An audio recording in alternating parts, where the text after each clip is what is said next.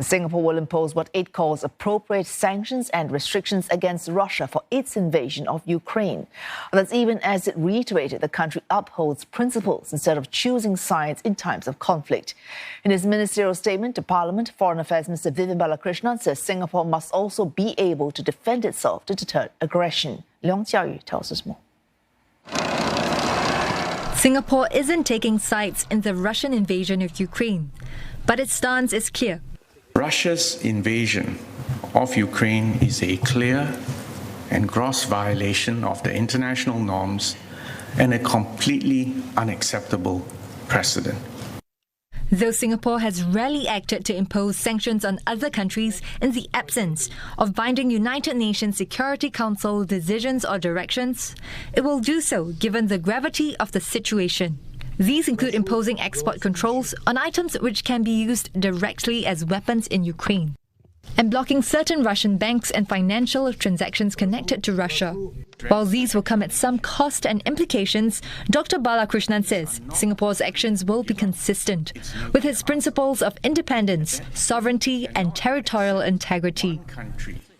We cannot accept one country attacking another without justification, arguing that its independence was the result of, quote, historical errors and crazy decisions, unquote.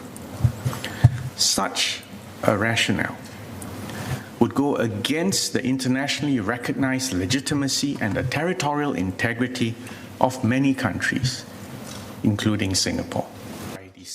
While international law and diplomatic principles are essential, these are not enough. Citing the Budapest Memorandum, Dr. Balakrishnan notes how quickly a smaller country can be overrun by a larger one, despite political assurances of security. You cannot depend on others to protect your country. Thus, we must never lose the ability to defend and look after ourselves.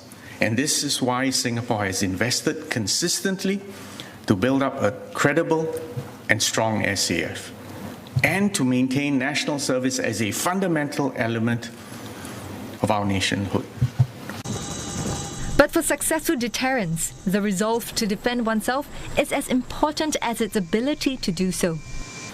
The capability of the SAF must be undergirded by Singaporeans' resolve, the iron determination of our people to fight and die, if need be, to defend what is ours and our way of life.